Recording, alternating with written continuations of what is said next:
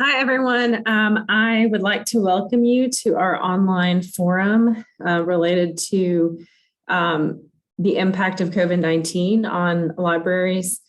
This is a forum that was organized by the subcommittee related to COVID-19, which is a subset of the Value of Academic Libraries Committee. We have a couple presentations today. Several of our committee members are also in attendance. I'm going to have one of our committee members, Joni, introduce our speakers. We'll get started with the two presentations, and then afterwards we will have an open time for questions and discussions. During the presentations, I will be monitoring the chat as well. So let's go ahead and get started. Thank you, everyone, for attending. Good afternoon. My name is Joni Chavis, and I'll be moderating the panel today. Coming from North Carolina A&T State University and the F.D. Bluford Library. What a joy to be here today. Our first group of panelists consists of Jung Mi Spuis. She is an assistant professor and assessment coordinator at the University of Illinois Chicago Library. She holds a PhD in educational psychology with expertise in library assessment, research and survey design, and student learning. Dr. Spuis is currently serving as vice chair of the ACRL Value of Academic Libraries Committee, which leads the national conversation, practices, and implementations about the effectiveness of the value of libraries. She also plays a critical role in the research scholar of the Association of Research Libraries, Diversity, Equity, and Inclusion Institute Task Force.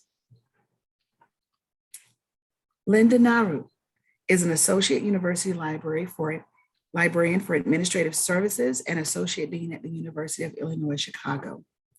In her current position, Linda is responsible for facilities planning, budget and finance, and human resources. She has also worked at the Center for Research Libraries, the California Academy of Sciences, and the Michigan State University Libraries. She has an MLS and a master's degree in public administration. Elena Carrillo is the head of access services and a clinical assistant professor at the University of Illinois Chicago, Richard J. Daley Library as well. She has an MLIS and an MFA and has worked for more than a decade in leadership positions in access services. Our second team consists of Jessica Hawks, the first year experience in undergraduate success librarian at Louisiana State University, Shreveport. Prior to arriving at LSUS, Jessica gained experience in both academic and public libraries, and she held positions at Louisiana Tech University and Lincoln Parish Library. Her professional interests include gamified pedagogy, outreach, the first year experience, and student success. And she enjoys exploring new innovative methods of outreach and instruction to engage with both new and existing students. And joining her will be Casey Wilson, a STEM librarian at Louisiana State University, Shreveport.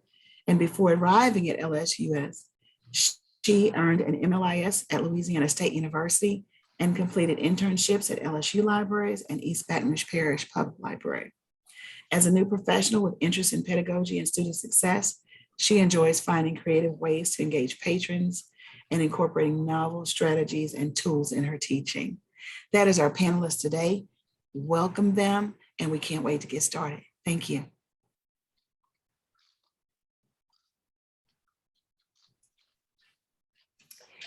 So hello, everyone. I'm Linda Naru from UIC, and I'm going to start us off on our presentation. A brief review of the contents of our presentation. I'm going to give you a little background about UIC and our assessment studies, talk about our goals, and then we'll talk about our survey findings and what we have planned on based on these findings. UIC is located in Chicago. We're a public research university with about 34,000 students in 16 colleges. We have locations in Chicago in what's known as the Near West Side, and the Loop campus, also in Chicago, and regional health sciences libraries in Peoria and Rockford. Our presentation today is focused on the Daley Library, which is the library that has the social sciences, humanities, and engineering collections, and really sees the most number of patrons. Almost 98% of our patrons use the Daley Library in comparison to the other locations. A little bit about our students. Almost 2/3 are undergraduates, 93% are commuter students, and 20% are first generation. You can see the diversity in our students. We have no majority demographic. Next slide, please. So as with everyone else here, we started our lockdown in March of 2020. And since that time, we were relying on remote services, ebooks, online reference, and online instruction. At the beginning of the lockdown in spring of 2020, we did experience a lot of the social unrest that was happening in the rest of the country. So that was just another layer of what was going on our campus. In the library ourselves and on campus, we were under strict guidelines for health and safety of our students and staff. And we started assessing our situation in the fall term of 2020. This particular presentation today is about what students were experiencing in spring 2022. And this was a semester a little bit different from the previous three. There was a little bit of more liberal health and safety guidelines in the library. We actually allowed people to bring in disposable beverage containers rather than making them bring in reusable ones. We still didn't allow any food, and we only allowed UIC affiliated people in the library. The semester started out with all classes being remote for 2 weeks, and then gradually things loosened up as the semester went on. There were more people on campus, more students came onto campus for in-person classes. There was more use of campus facilities. We extended our hours a little bit, nowhere near what we normally would have, but certainly more than we had the other 3 semesters. And we saw more use of a campus kind of open space room that we have in the library where student groups or campus units can meet.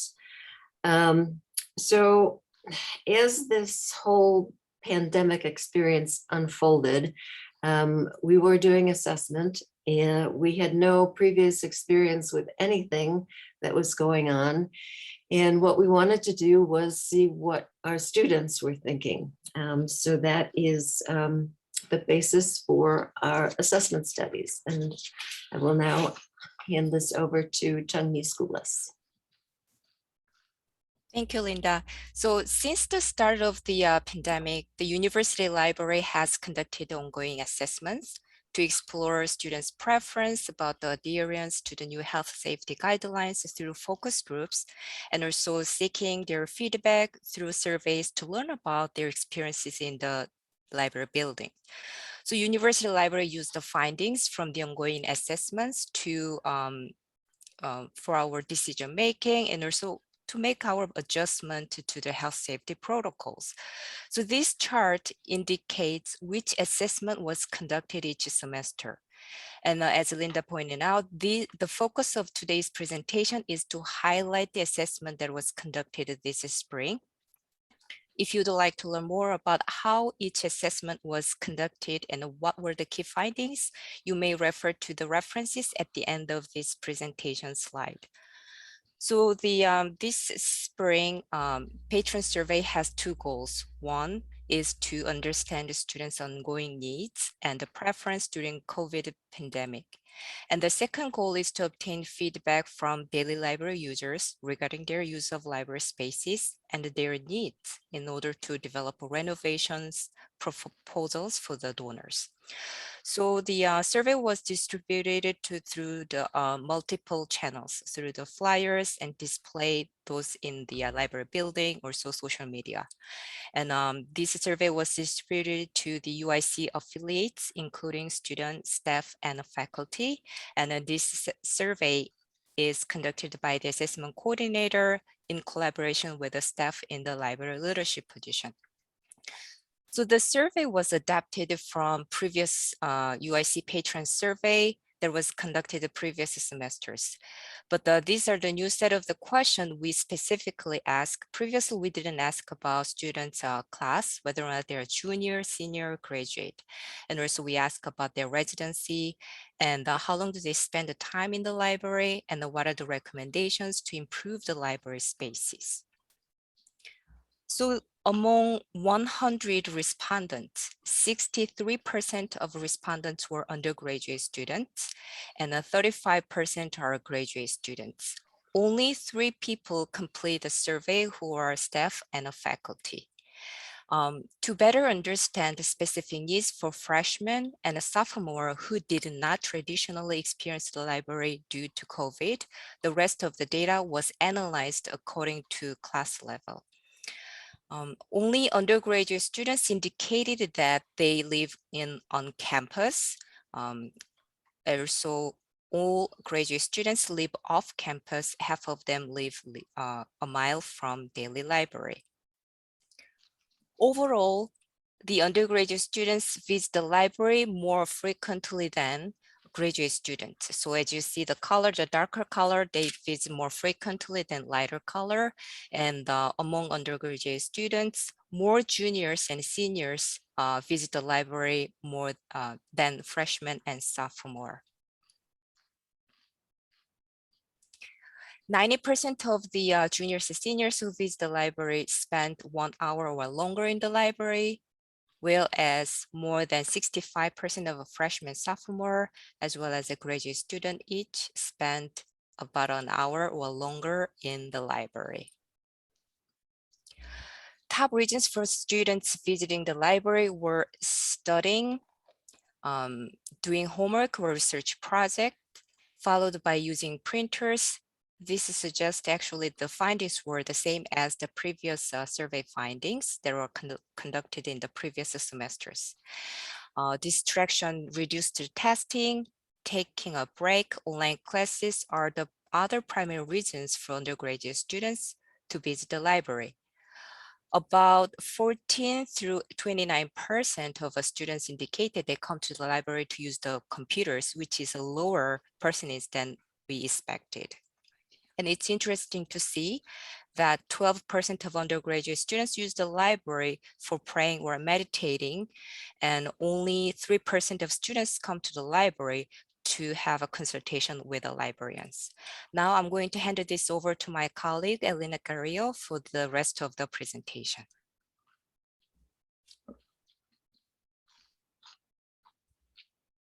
Muted, Elena? Sorry about that. A couple of things to point out about the overall experience in the library is the number of 100% registered by the freshmen and the sophomores with regard to feeling welcome in the library, their experience with the staff and our hired security, and also the building hours. And only 6% of people complained about or felt concerned about their health in the library. We suspect that the 100% from those undergraduate levels is the result of students having never experienced the library pre-pandemic. So they had no idea what to expect, and so they were perfectly happy with the services that we were providing at that time. We also believe from comments in the survey that the concerns about health safety were mostly about peers who were not following the guidelines. And then also a little bit of concern about there being insufficient supplies, wipes and masks and those kinds of things provided in the libraries. Can we go to the next slide? So as far as the spaces were concerned, we see a similar pattern here. A high percentage of the freshman sophomore population, again, were perfectly satisfied with the spaces. Graduate students were mostly unsatisfied with the offerings for individual study and our quiet study. Again, this is probably in relation to the fact that pre-pandemic, we had individual carrels available, which were closed during the last 2 years of COVID and have since not been opened. And people are just angling to get back into those private spaces. The computer areas, as Chung-Mi relayed earlier, were overall satisfactory for everyone. We expected that people would be wanting to come to the library to use our computers, but by and far, most students studying in the library were bringing their own systems to the library to work from. So that was not a concern. If we could go to the next one, please.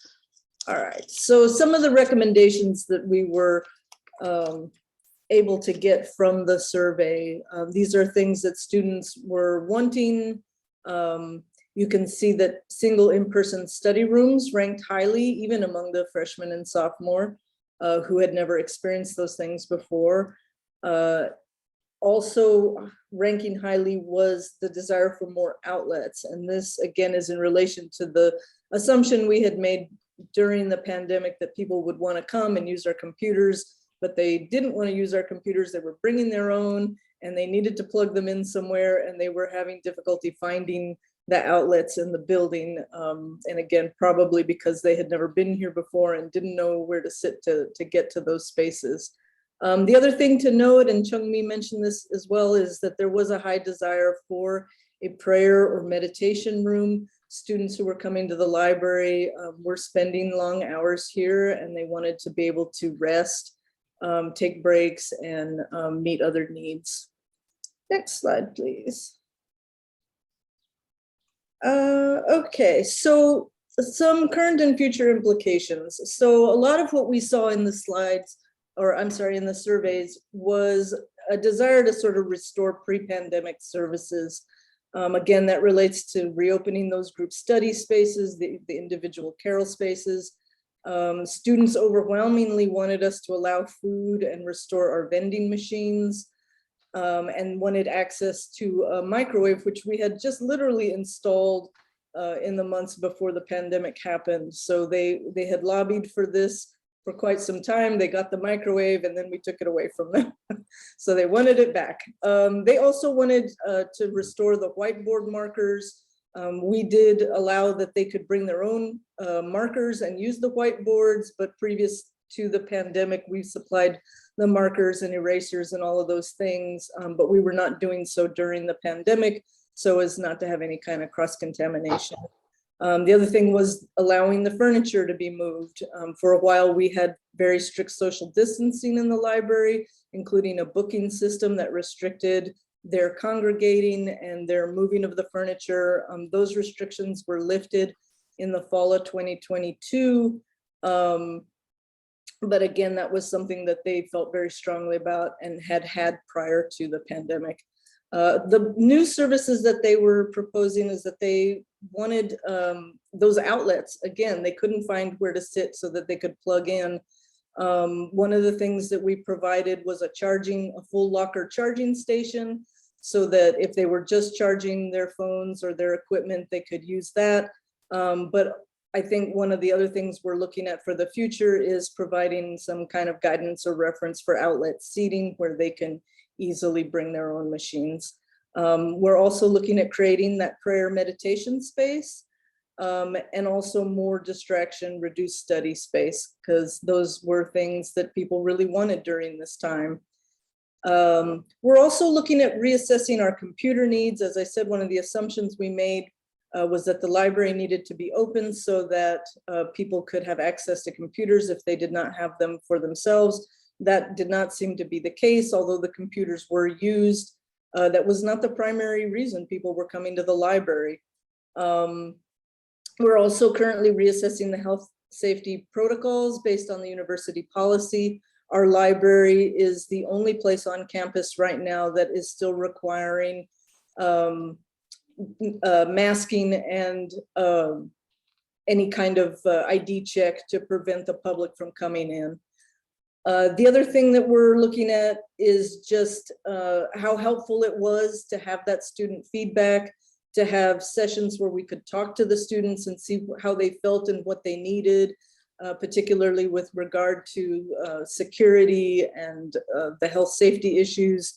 And we want to make sure that we continue that trend going forward for any kind of future planning. Next. And as Chung-Mi said, if you'd like to read more in depth in all the details, many of which we did not touch on today, we wrote some papers about this, and you are free to look them up. I believe these slides will be shared with you, and you can contact us if you have any questions going forward as well.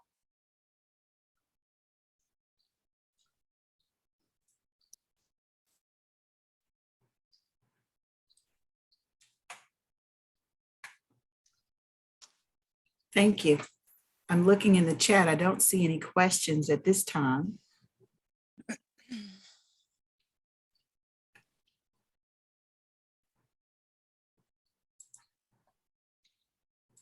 But I guess I will ask both teams, is this something that you'll continue to do? Or is there something, or was this something that once you started getting the feedback that you were surprised about, and why?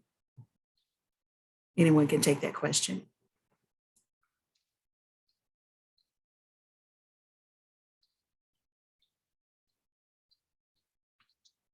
Looks like Elena has her hand up. Thank you. So one of the things that we noticed, and I think Chung-Mi touched on this, was that the students were not coming into the library to make appointments with the reference librarians. So we're curious about going forward with online reference, and wondering about how or whether to promote the return of librarians in our spaces, whether those resources and services for freshmen and sophomore who, or undergraduates in general who did not experience that presence in the library previously, if that would be a service that's of interest and requires restoration on our side. Thank you. All right, I guess we will move forward with the second part of our program.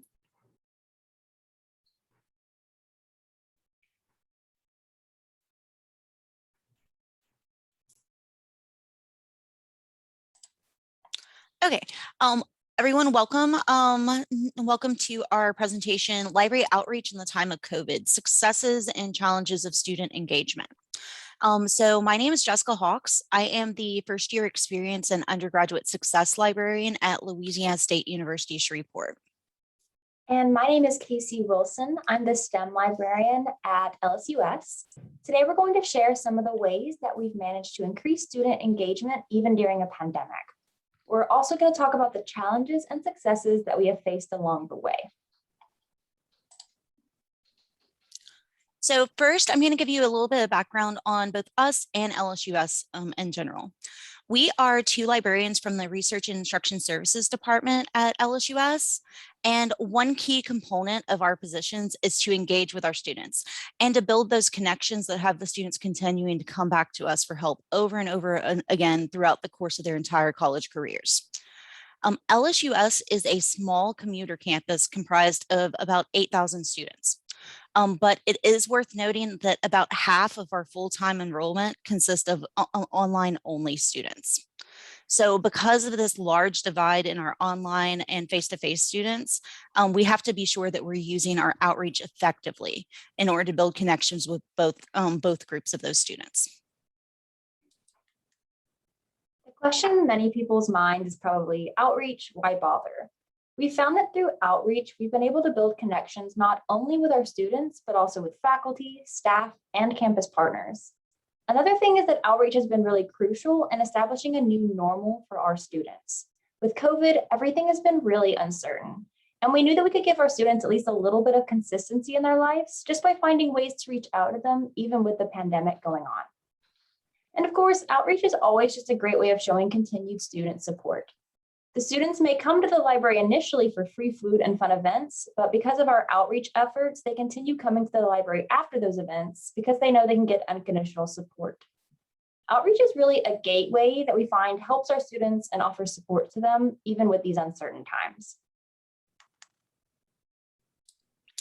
Today, we're going to highlight 3 types of events that we've used to connect with our students throughout the pandemic. First, we have our virtual events and passive events, and also socially distanced events. So first up are our virtual events. These events are held in online spaces, and they allow us to connect with some of our online students that make up more than half of our student population. One of our recurring virtual events is our digital escape rooms. These are online escape rooms that play a bit like a choose your own adventure style game. We first offered these events in the fall of 2020, and we offered it for finals week. Because we were doing it for finals week, we themed the game to finals time. And this required students to follow clues and solve puzzles in order to escape library lockdown. And we created these digital escape rooms using Google Forms. By using this format, we were able to add images, create puzzles, link out to external websites, and just better control the flow of the game. Using these digital games, we are able to introduce library services and resources in a low pressure, engaging format that really resonated with our student population. These events turned out to be incredibly successful. Our first run, we had more than 80 individual students participate. However, it was not without its challenges. These escape rooms take a great deal of time to create, between creating the story, mapping out the plot, adding images and alternate text, creating puzzles, and just testing the game. So all in all, I worked on each of our escape rooms on and off for about 2 weeks before they were ready to go out. We also hosted several online trivia events. These events involved themed trivia such as Halloween. Because we're in Louisiana, we always do a Mardi Gras trivia for our students.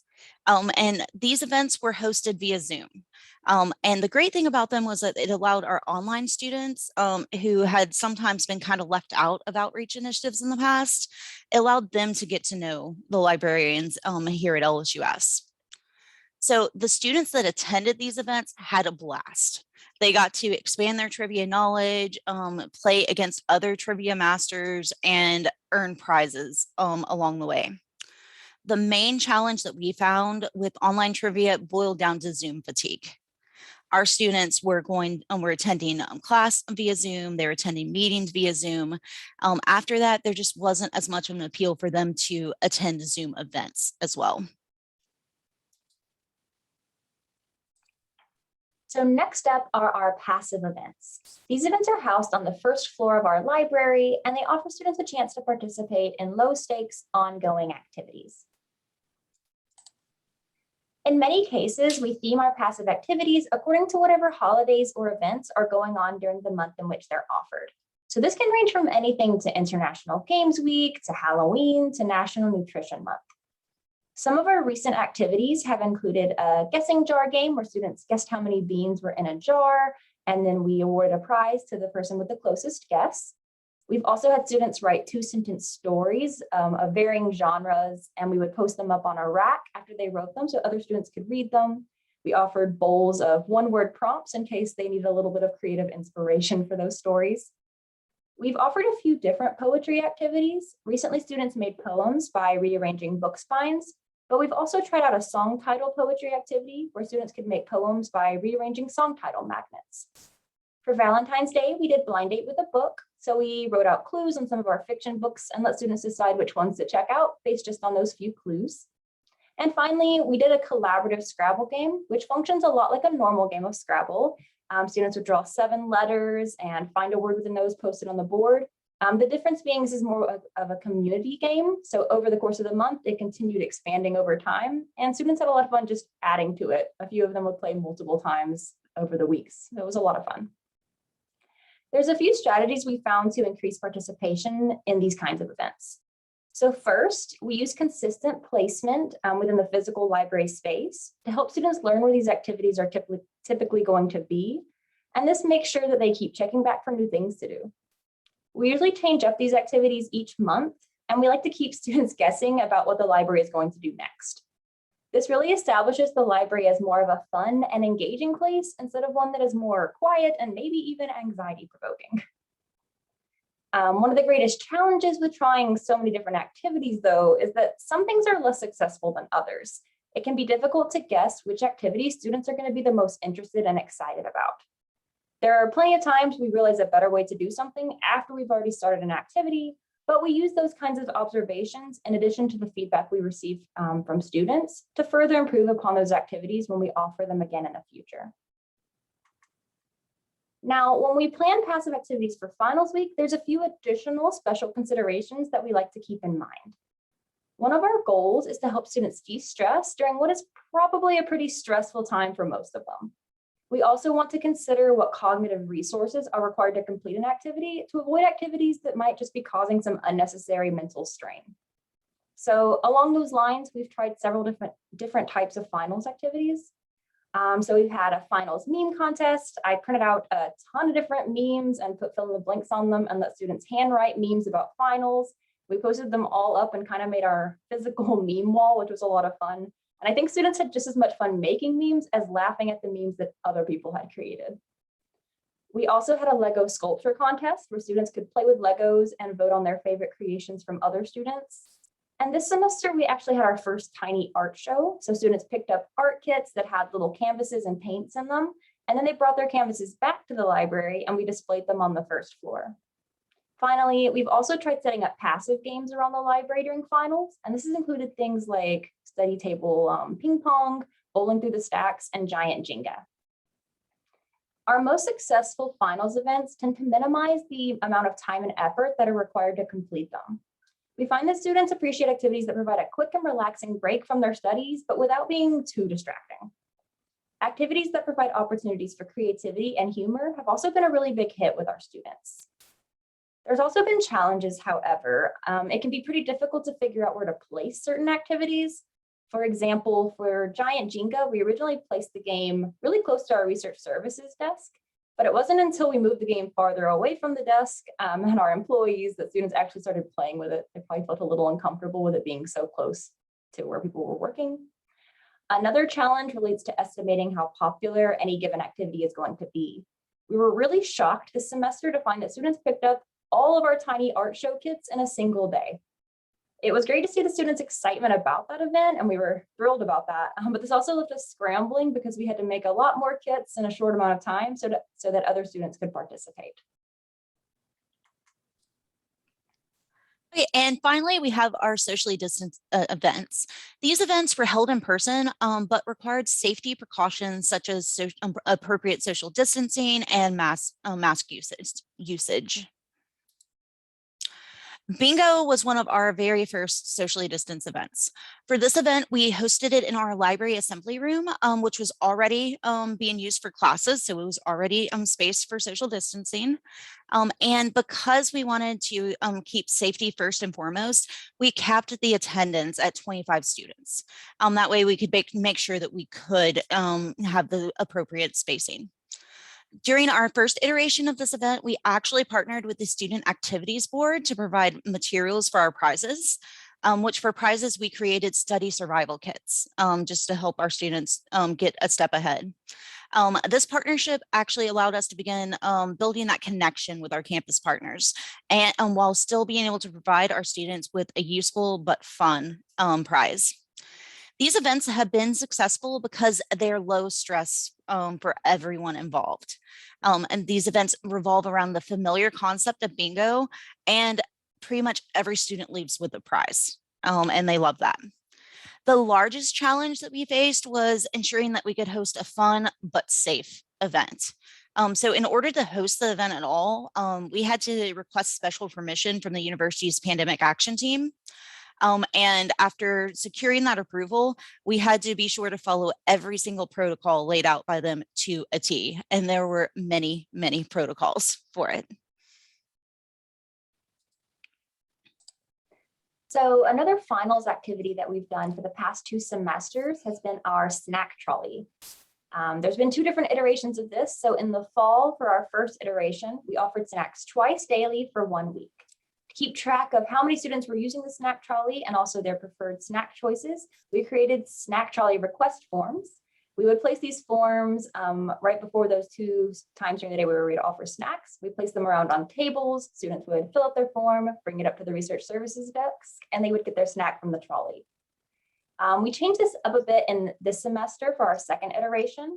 We decided to offer snacks all day instead of at just 2 times during the day. We kept tables around the library stocked with our snack request forms, and we also had extra forms up at the research services desk so students could just come whenever was best for them and pick up a snack. Both iterations of this event have been really successful. It was a really popular thing, and we received a lot of positive feedback from our students. They especially liked having a variety of snacks to choose from, and it seemed like making it available all day made it more accessible to our students with varying schedules. One challenge that we faced with this was knowing which snacks would be popular with students. Interestingly enough, since we've been collecting feedback through our forms, we had different snack preferences in the fall versus in the spring. So what we had learned in the fall didn't always apply. So buying a variety of snacks is probably the best way to accomplish that. And we're going to keep collecting data and see what happens. So each of these events have had their own successes and challenges. However, we have noticed some overall trends that we hope to capitalize on with our future events. When it comes to outreach challenges, there were pretty much 3 main challenges that we see over and over again. The first one is safety. So because of the pandemic, safety is our first and foremost concern when we're planning events. Ensuring social distancing, proper mask usage, and other concerns can be pretty challenging, particularly if we're going to work with larger groups of students. The next challenge has been engagement. We want to ensure that all of our events, virtual or not, are engaging to our students, but because of the virtual overload, Zoom fatigue that our students have been experiencing, this can be pretty challenging to overcome. And finally, timing is always a challenge. Our campus is made up of a mix of traditional and non-traditional students. And because of the variety of schedules that our students come to campus with, it can be pretty difficult to predict when the best time to host an event is going to be. This often really just comes down to some trial and error.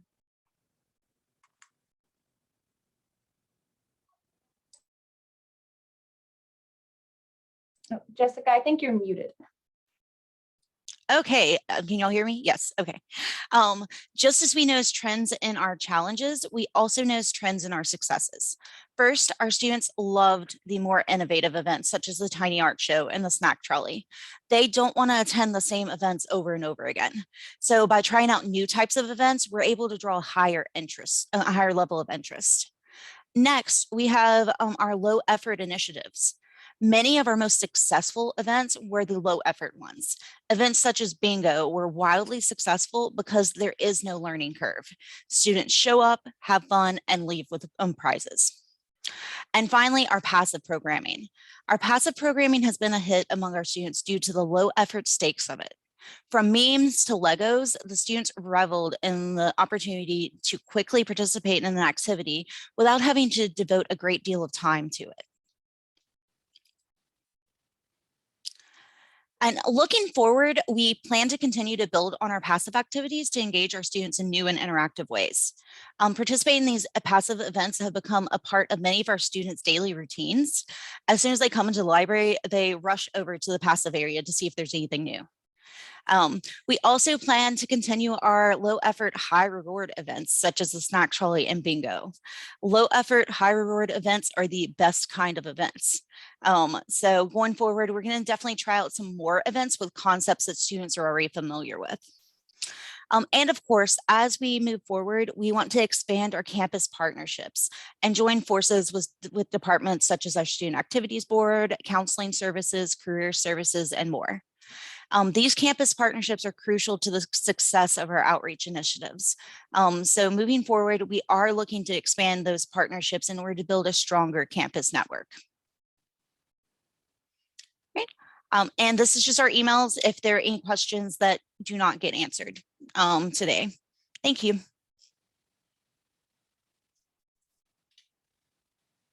I'd like to thank both teams for those wonderful presentations. You've given us a lot to think about. Are there any questions in the chat? Okay, yes, just a comment, the digital escape room sounds really cool. How are these online events promoted?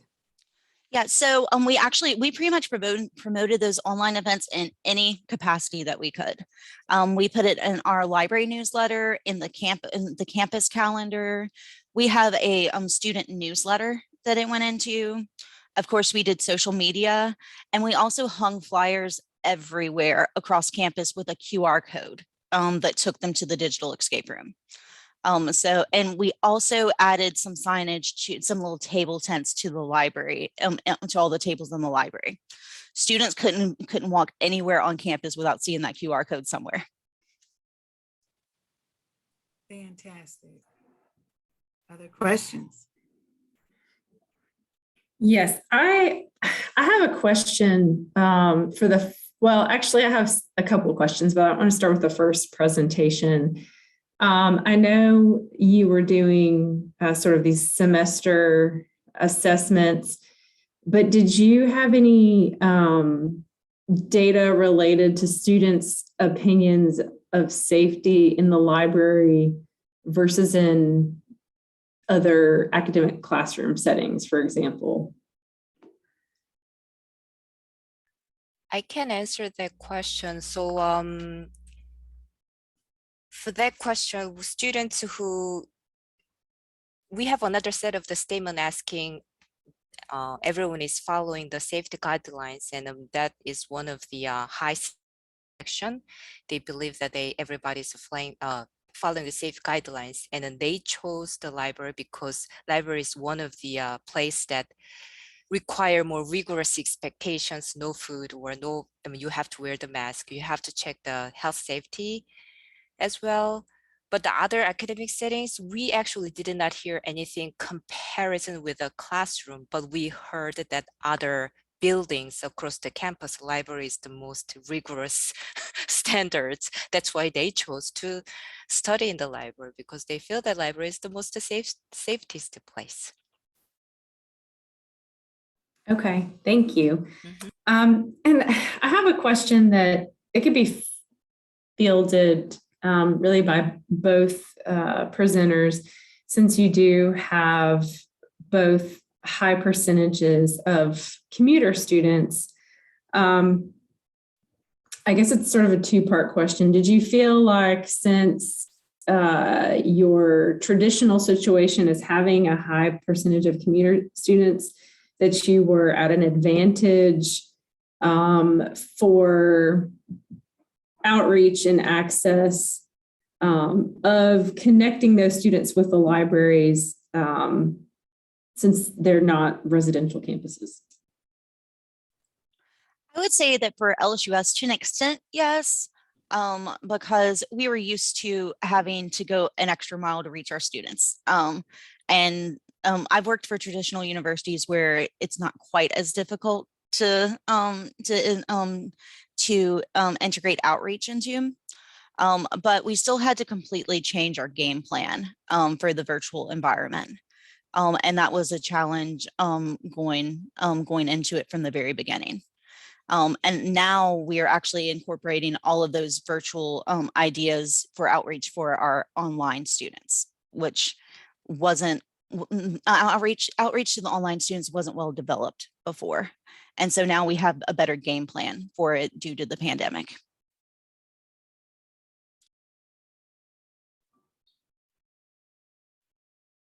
Great, thank you. Other questions? I don't see any in the chat.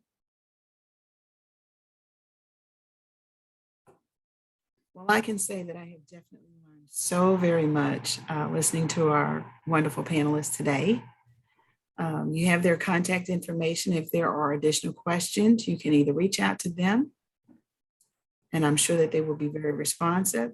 Since there are no more questions in the chat from the audience, I think what I will do is I'll turn our program back to our committee chair, Dr. Lauren Holmes, for closing remarks. Thank you, everyone, for attending. It's always interesting to see different libraries' perspectives, actions that they're taking, and I know that within our immediate committee, we've learned a lot being spread across,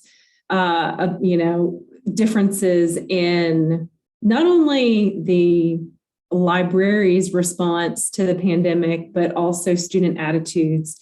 And so it's always great to hear other individuals' perspectives and share what they have learned, because that only enriches and helps all of us.